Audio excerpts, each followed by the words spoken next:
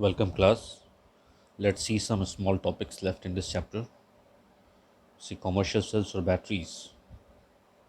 First one is primary cell. So primary cells are those cells in which redox reactions occur only once.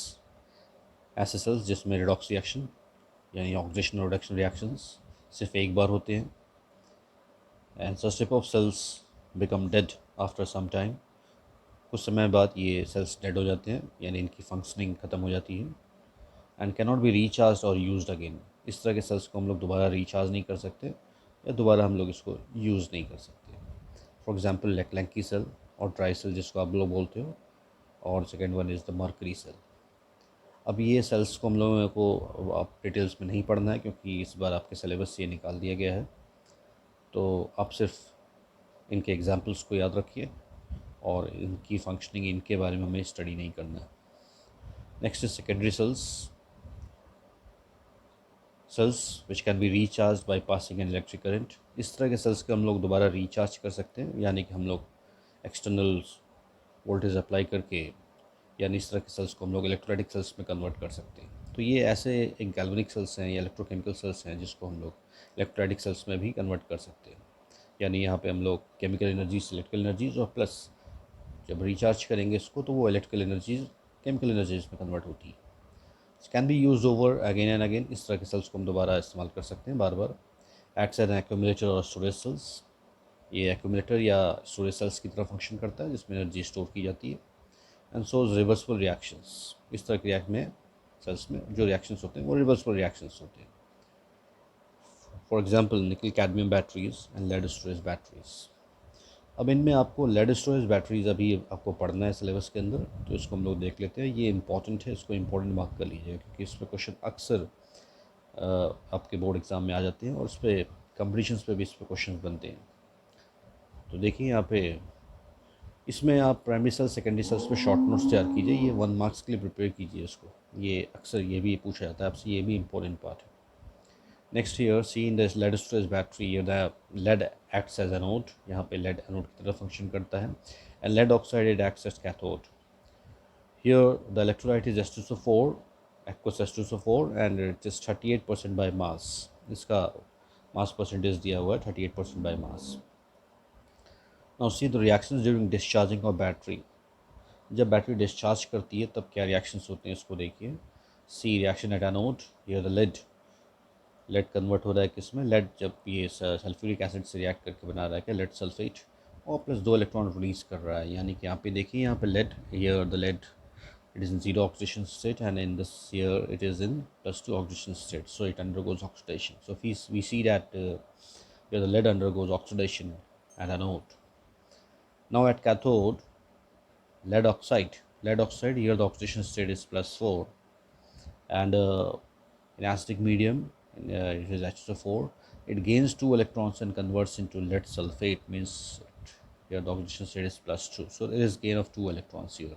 So it means that at anode here the lead undergoes reduction.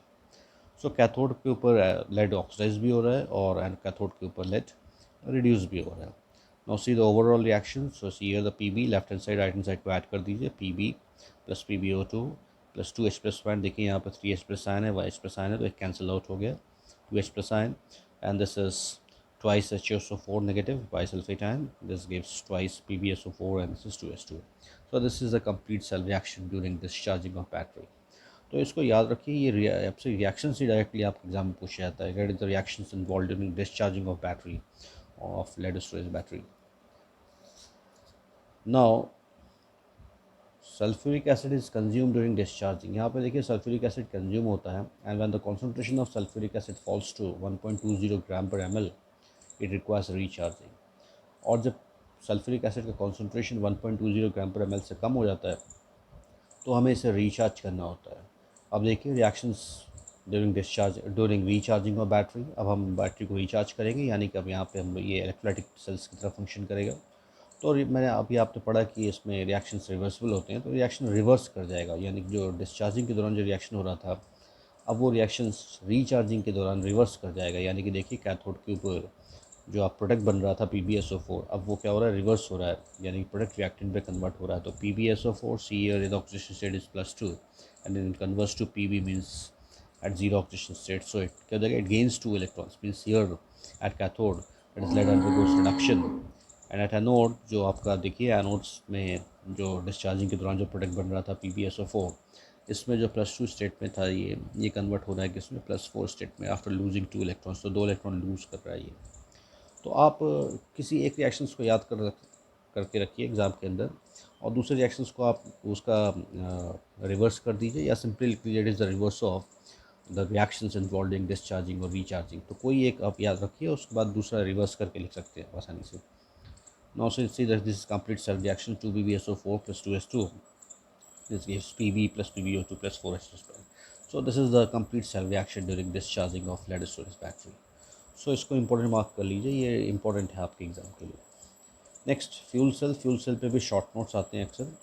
So fuel cell is a type of galvanic cell, ये एक तरह के galvanic sales है, और galvanic sales में आपको पता है क्या होता है, chemical energy is converted into electrical energy. और इसमें जो जनरली जो फ्यूल का मतलब यहाँ पे जो हाइड्रोकार्बन्स हैं उनको एज ए फ्यूल के रूप में यूज़ किया जाता है। और देखिए इस प्रोसेस में क्या होता है कि हाइड्रोजन का ऑक्सीडेशन होता है और ऑक्सीजन का रिडक्शन होता है, तो इसको हम लोग हाइड्रोजन ऑक्सीजन फ्यूल सेल भी कहते हैं। So see here at anode, here the hydrogen it undergoes oxidation after losing four electrons here, और ये जो 4H+ आयन है ये फर्दर क्या करेगा, हाइड्रोक्साइड से कंबाइन करके वाटर बना लेता है, और ये रिएक्शन एनोड पे हो रहा है कंप्लीट। तो आप डायरेक्टली इसको भी लिख सकते हैं 2S2 + 4OH ion, this gives 4S2 + 4 electrons.